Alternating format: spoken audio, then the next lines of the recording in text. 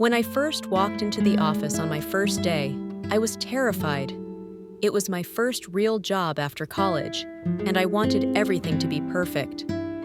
The office was buzzing with keyboards, phones ringing, people rushing from desk to desk. And then she walked in. My new boss. Her name was Evelyn. Tall, sharp suits, hair pulled into a sleek bun, heels clicking with authority.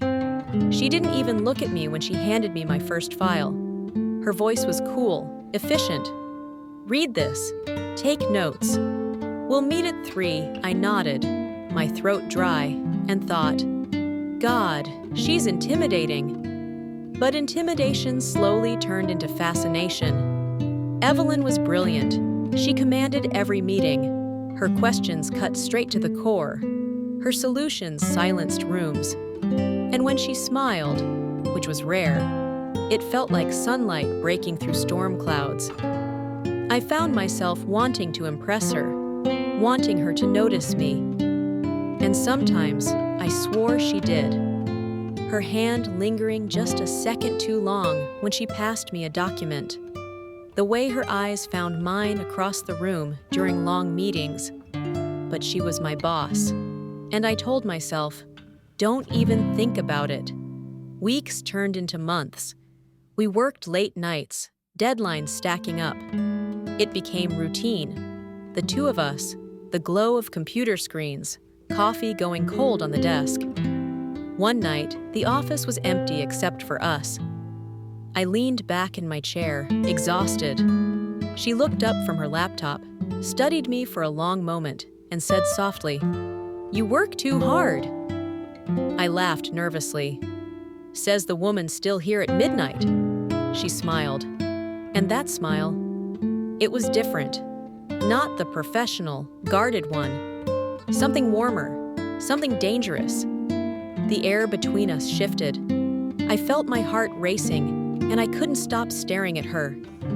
She stood, walked over, and set a coffee mug in front of me. Her hand brushed mine. Electricity shot through me. I froze, waiting. She didn't move away. Instead, she whispered, "This is crazy." And then she kissed me. It was quick, desperate, and then she pulled back like she had burned herself. Her eyes wide, voice sharp. "This never happened." She grabbed her bag and walked out, heels echoing down the hallway. I sat there, stunned, my lips still tingling. For days, we didn't talk about it. She avoided me. Her emails were curt, her tone colder than ever. I thought I had ruined everything. But then came the business trip. 3 days in another city, just the two of us. The first night, we had dinner after a long day of meetings. The wine loosened her edges. She laughed, really laughed, for the first time I could remember. Walking back to the hotel, it started to rain. We ran through the streets, drenched, breathless, stumbling into the lobby, soaked to the skin. She looked at me, hair dripping, makeup smudged, and whispered, "God, you're beautiful." And then she kissed me again. This time, she didn't pull away. We stumbled into her hotel room, dripping water everywhere, and kissed like the world outside didn't exist. It was wild, reckless, forbidden. And in the morning, reality hit. She sat on the edge of the bed, head in her hands. "We can't do this," she said. "If anyone finds out, I could lose everything." My chest ached. I wanted to tell her I didn't care, but I knew she was right. Back at the office, we pretended nothing happened. But the glances, the stolen moments, the electricity every time our hands brushed, it was torture. And then the rumors started. Someone had seen us in the hotel lobby. Whispers spread through the office like wildfire. I got called into HR, questions, warnings. I thought it was over. But Evelyn, she surprised me.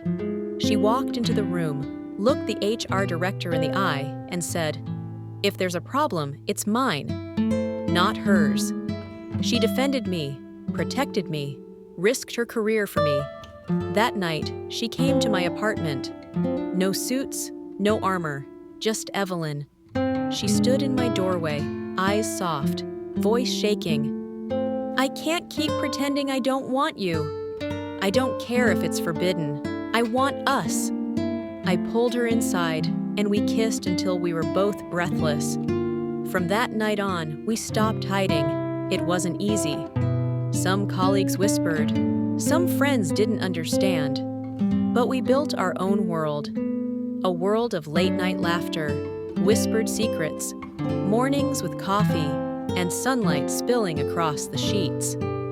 Years later, we no longer work together. She has her own business now. I write from home. We share an apartment filled with warmth, books, and a ridiculous number of coffee mugs. And sometimes, when I see her across the kitchen, still in one of her sharp blazers, smiling at me like I'm the only one in the world, I remember the night in the rain. The night when everything changed.